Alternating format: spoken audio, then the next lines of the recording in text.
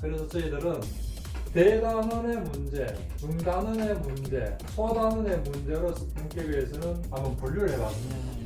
하나의 짧은 개념 속에서도 이 하나의 문제에서 변형할 수 있는 경우의 수가 최소 45가지 나옵니다. 이렇게 끝부분 바꾸고 반대 개념이고 문제 틀 바꾸고 개념 확장시키고 이러면 여러분들이 쉽게 적용이 되겠습니까? 한 3개월, 4개월 문제 풀이를 한다고 해서 그 많은 개념들을 여기에 대응할 수 있도록 문제 풀이에 물리적으로 불가능하다고 봅니다. 여러분 편안하시죠? 문깨비 이상혁입니다. 오늘은 정말 많으신 분들이 정말 공부를 열심히 하셨는데도 불구하고 문제가 왜 안 풀리는지에 대해서 같이 한번 이야기해 볼까 합니다. 대부분의 분들이 11월 달부터 시작을 해서 6월 7일까지 기본서와 동영상을 가지고 공부를 하십니다. 열심히. 그런데 막상 6월이나 7월에 모의고사라든지 문제풀이가 시작이 되면 문제가 안 풀린다고 합니다. 왜 그럴까요? 실제로 그 문제들이 기본서와 동영상을 범주를 벗어나느냐? 또 그렇지도 않습니다. 실제로는 90% 내외 정도는 그 범주 안에서 문제가 나옵니다. 그럼에도 불구하고 왜 문제가 안 풀린다고 이야기할까요? 그래서 오늘은 거기에 대해서 그 원인을 한번 같이 찾아보고 나름대로의 대안을 문깨비에서 제시하고자 합니다. 그 원인을 찾기 위해서 문깨비에서 문제를 한번 뜯어봤습니다. 문제가 어떻게 구성되어 있기에 그 많으신 분들이 문제가 안 풀린다고 할까? 최근에 문제 틀이 굉장히 많이 바뀌곤 있지만 가장 기본적인 오지선다형 문제 틀을 가지고 제가 한번 말씀을 드려볼게요. 문제는 크게 세 가지 요소로 구성되어 있는 것 같습니다. 첫 번째는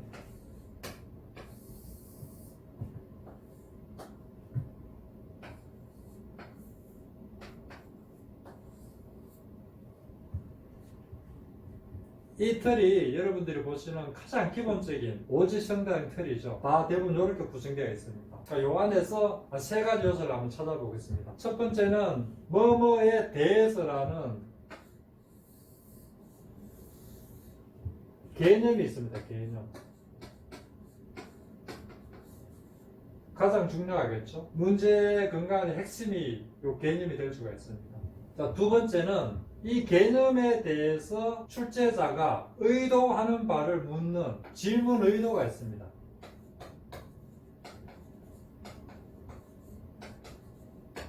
이 개념에 따라서 어떤 부분들을 중요시해서 어떤 부분들을 아는지 안 아는지를 묻는 의도가 있죠.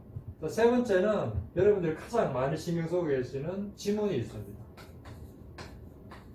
이 개념에 대한 내용들이겠죠. 그래서 이 세 가지로 문제가 구성되어 있다고 보시면 될 겁니다. 이 세 가지를 조금 더 깊이 들어가서 한 번씩 한번 뜯어보겠습니다. 많으신 분들이 이 개념이라고 하면 그냥 단순하게 우리가 알고 있는 중요한 개념으로 그냥 퉁칩니다. 근데 저희들 문깨비에서 한번 뜯어보니 이 개념 안에도 굉장히 난이도가 높은 것, 광범위한 것, 작은 것, 나름대로의 어떤 개념도 분류가 많이 됩니다. 그래서 저희들은 대단원의 문제, 중단원의 문제, 소단원의 문제로 문깨비에서는 한번 분류를 해봤습니다. 예를 들면 이 대단원 문제라고 하면 공법에 국토의 계획과 이용에 관한 법령 중 다음 사항 틀린 것은이라는 문제가 나오면 그 문제는 그 법령 전체에서 나오는 문제이기 때문에 굉장히 범위가 광범위합니다. 자연스럽게 문제가 어려워지겠죠. 그런 부분들 대단원 문제라고 그렇게 표현을 저희들은 하고요. 중단원 문제는 민법 같은 경우에 1.3단원에 보면 의사표시가 있습니다. 그래서 의사표시 중 다음 중 틀린 것이라는 질문이 나오면 그거는 중단원의 문제가 될 수 있겠죠. 그런데 그 의사표시 안에도 보면 진의안의 의사표시라든지 의표시라든지 착오 등등 의사표시 중에도 그 의사표시를 구성하고 있는 소단원의 개념들이 있을 겁니다. 그래서 그것들을 저희들은 소단원의 개념이라고 표현을 하는데 많으신 분들이 하나의 개념이라고 표현을 한다면 이 소단원 개념을 보통 하나의 개념으로 많이 알고 계십니다. 근데 여러분들 많이 느끼시죠? 최근에는 이 소단원 개념 문제에서 중단원에서 대단원 개념으로 빈출이 점점점 늘어나고 있습니다. 감정평가사의 문제들이 대부분이 대단원 아니면 중단원에서 문제가 나오고 있습니다. 그래서 공인중개사도 그 질문의 의도 자체가 점점점 소단원에서 중단원, 대단원으로의 개념으로 확장되고 있는 그런 상황입니다. 자, 두 번째는 출제위원회 질문 의도를 한번 볼까요? 이 질문 의도는 옳은 것을 묻는 문제, 틀린 것을 묻는 문제, 또 모두 고르시오라는 문제. 최근에는 늘 한 개 내지 두 개 정도는 이 괄호에 맞는 숫자라든지 단어들을 배열하는 문제가 나옵니다. 그러니까 요거는 뭐 많이 나오는 부분이니까 빼고 크게 질문 의도도 한 세 가지로 이렇게 나눌 수가 있습니다. 옳은 것을 묻는 문제, 틀린 것을 문제들은 보통 우리가 오지선다항이라고 많이 표현하죠.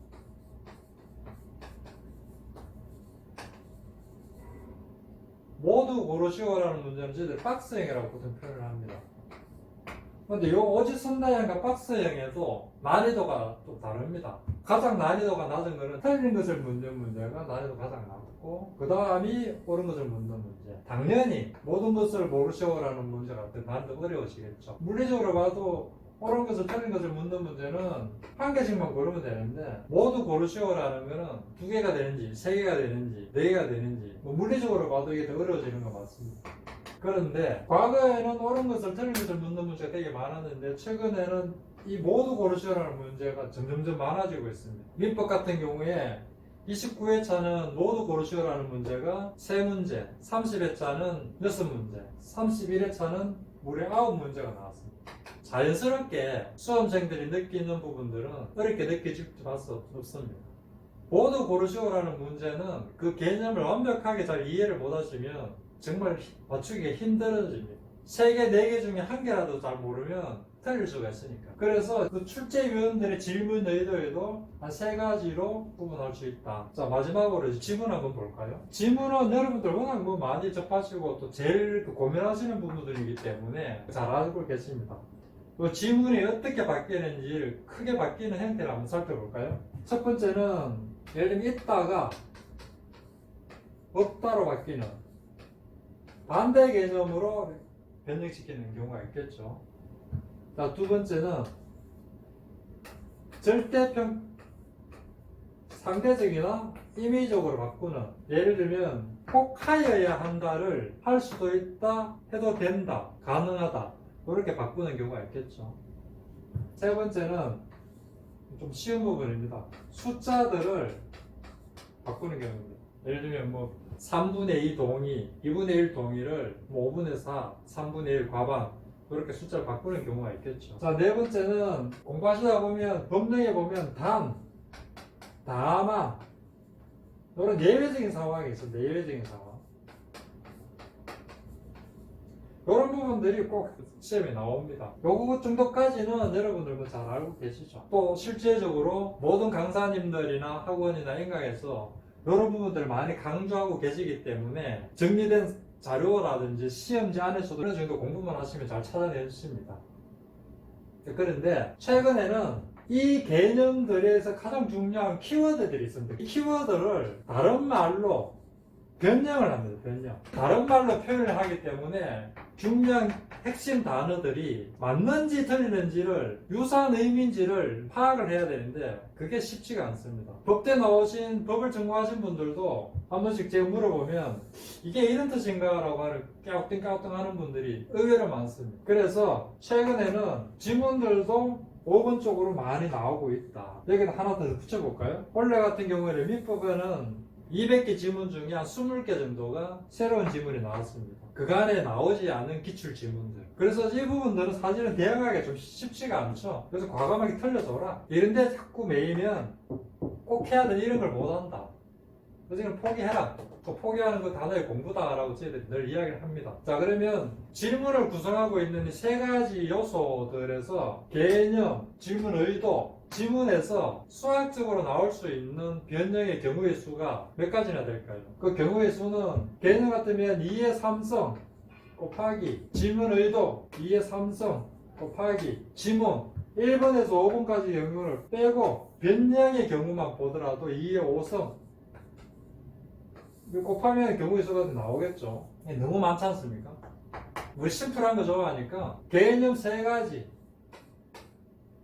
질문 의도 3가지, 지문 변형 5가지 하면 9, 5, 45 45가지가 나옵니다. 요 하나의 짧은 개념 속에서도 요 하나의 문제에서 변형할 수 있는 경우의 수가 최소 45가지나 나옵니다.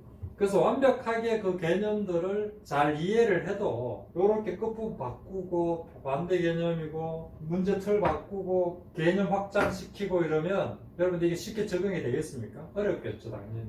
어렵게 느끼는 게 당연합니다. 이거를 지금 많으신 분들이 기본수와 동영상으로 공부를 하고 계신데 이렇게 변형되는 부분들에 대해서 적응이 될 정도로 공부를 하고 계시냐?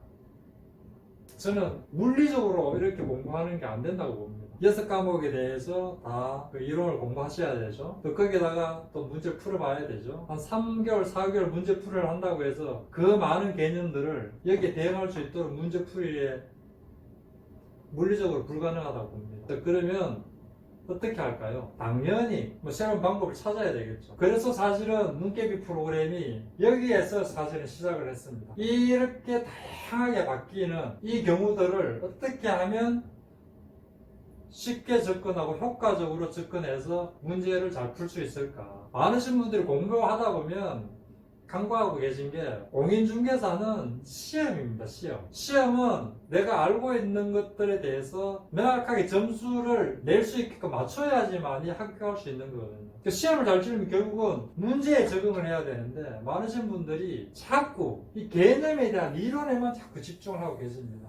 그래서 이 개념들을 이 문제 틀 안에서 녹아들 수 있게끔 학습을 하셔야 됩니다. 그 학습법을 문깨비 나름대로 한번 지금 제시해 보겠습니다. 지금 이 자료가 나가기 전에 문깨비에서 하나의 문제를 가지고 어떻게 다양하게 문제가 바뀌는지에 대해서 짤막하게 아마 자료를 집어넣을 생각입니다. 그거를 한번 보시고 제가 지금 설명하는 부분들을 보시면 조금 더 이해가 될 것 같습니다.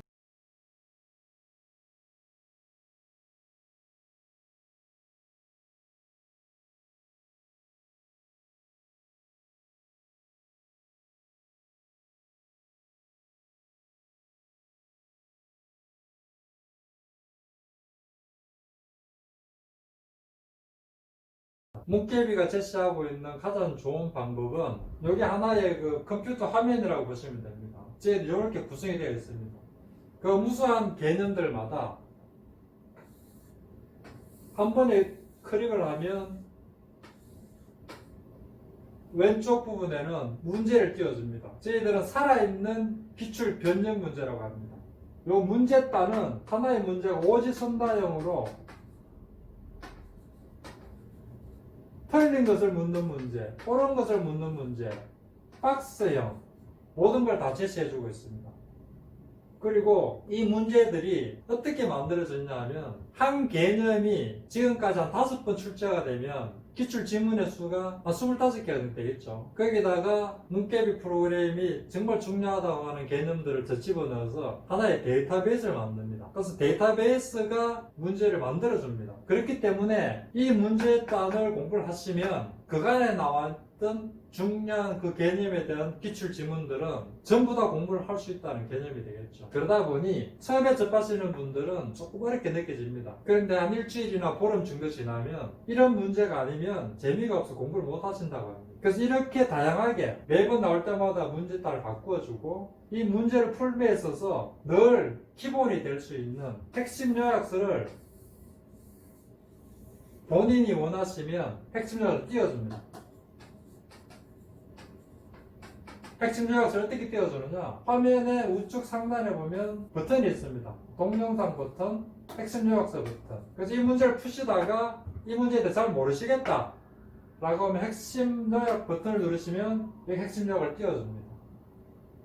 이 핵심 요약을 반드시에도 불구하고 이해가 잘 하신다 하면 동영상 버튼을 누르시면 동영상 링크로 바로 넘어가게 되어 있습니다. 그래서 기출 변형 문제, 핵심 요약서, 동영상이 완전 일치화가 되어서 자료를 제공해주고 있습니다. 그러다 보니 책을 찾는다든지 유사한 문제를 다시 찾는다든지 동영상을 찾는다든지 이런 시간이 전혀 필요가 없습니다. 그래서 3분의 1의 시간만 가지고도 가장 효과적으로 공부할 수 있도록 지원해주고 있습니다. 이 살아있는 기출 변형 문제 이 문제들을 여러분들께서 합격하시려면 정말 고민하셔야 됩니다. 여러분 공부 방법을 바꾸지 않으면 결과는 늘 똑같습니다. 그러니까 잘 아시면서도 잘 안 바뀌는 이유는 막연한 두려움 때문입니다. 기존의 업체들이라든지 선생님들이 늘 기본에 집중하라고 이야기하십니다. 기본에 집중하는 건 맞습니다. 당연히 가장 중요하죠. 근데 그 기본이 이 핵심 요약과 동영상이 되어서는 안 된다는 거죠.